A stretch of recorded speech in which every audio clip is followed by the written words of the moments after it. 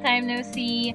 So we are on the road. I just got off from work. Paul picked me up at the office, and we are now on our way to see Henry Cavill. So it's the big Witcher event everyone has been talking about. Everyone has been excited about this event. So we're on the road now. Traffic is awful. But hopefully we'll make good time and get good seats for the press conference, which is happening in a few minutes.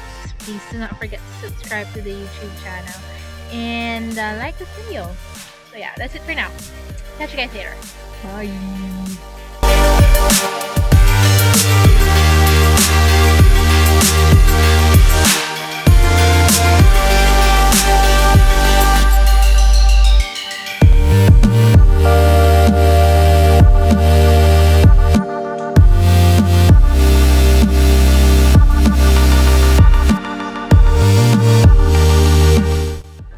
So we're already here at the press conference for Witcher. We're just waiting for Henry Cavill to come out covering today. So excited. We made it. So yeah, just waiting for it to start. So definitely more soon. So.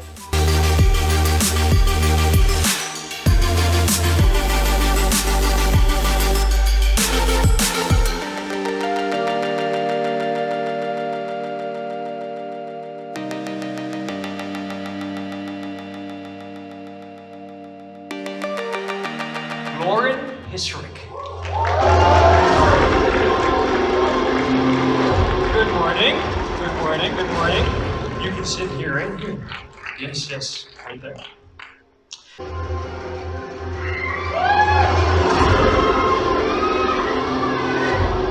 Henry Cavill.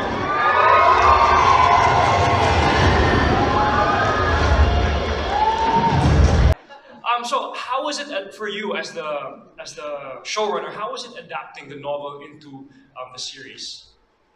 It was really challenging at first, not because there wasn't enough story, but because of just how much story there is. There are 8 novels.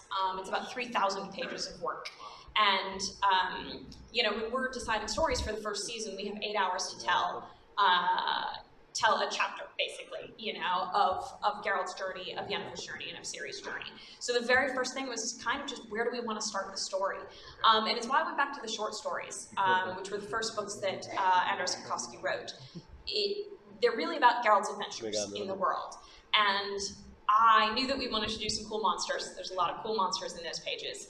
But I also knew that we wanted to appropriately build up what the continent is, and make sure that we understand the people that are in it, and the politics of the place, and the society, and the hierarchy, and specifically where Witchers fit into that. Gerald's journey is one of a lot of loneliness at the beginning, and a lot of being on the outside, and so we needed to understand what the world was to really set that up. So that's why we started with those books. Could you explain the politics that goes through the continent, and how living in the continent is? Politically speaking, it's not a wonderful place to live. In fact, just speaking full stop, it's not a wonderful place to live. There's a lot of tensions between the different species that live on the continent, and even in between the humans, there's a lot of political tension.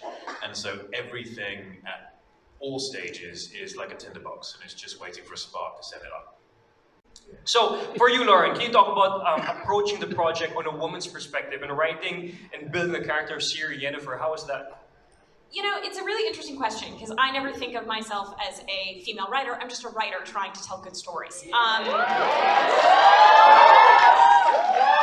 A brilliant writer. Thank you.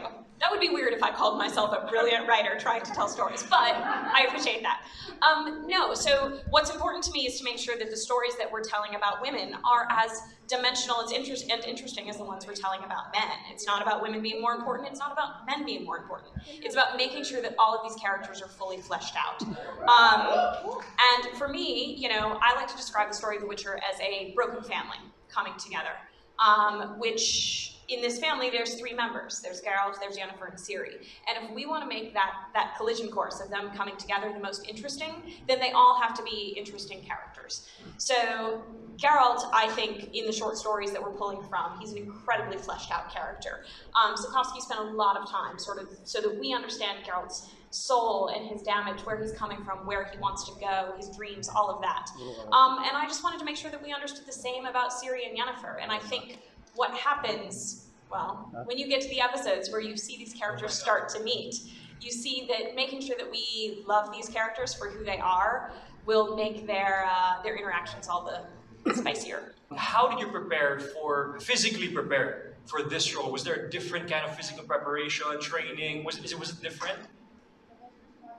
Every training experience is different depending on the job, because the trickiest thing about training for any role is finding the time to fit the training in.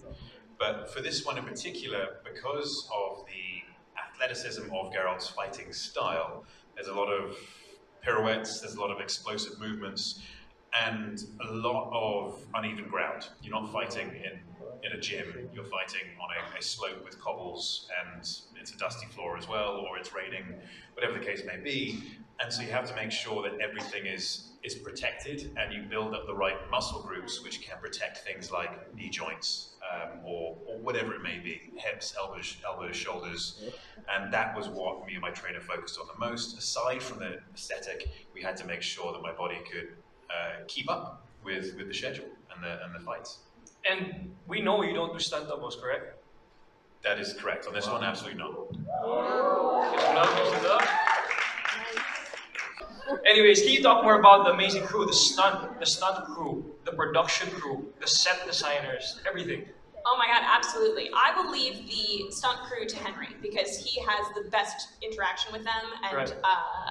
And can talk to them or talk about them individually. What I will say about our stunts was amazing because in general, when I approach fights and Henry approaches them, I know much the same. I don't want to just see people banging swords against one another. You can do that on any show. To me, every fight is about what is the story that fight's trying to tell. How is that fight furthering the relationship between two characters? Do they want to fight? Do they not want to fight? How is that part of the story? And our stunts were amazing with that. I would say, there's so much credit to give out on the show. Sophie Holland, our casting director, gets first and foremost all of the credit because she's the one that found these incredible actors to fill these roles.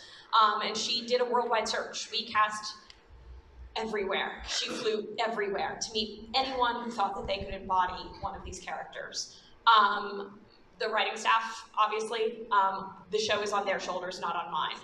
There are 6 writers in addition to me and a support staff of 4, and their brains at work are really the ones that come up with these stories. I write the pilot, and they just take the ball and run from there. Andrew Laws, our production designer, he's the one, when you guys watch the show, all of the beautiful scenery, that's all out of his brain.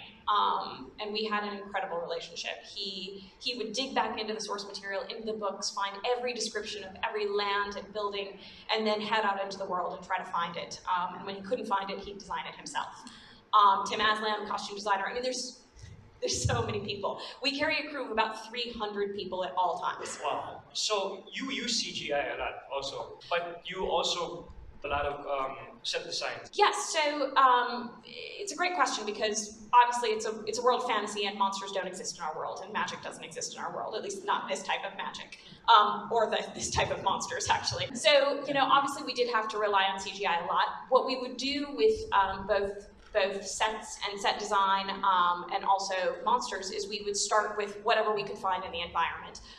For monsters, sometimes even that was via prosthetics. We're a very actor-based show. If I can see the actor in some way, that's what I want to do. I don't want Henry fighting something that's not there. So we would try to use something organic and real as much as possible, and then we try to build on that.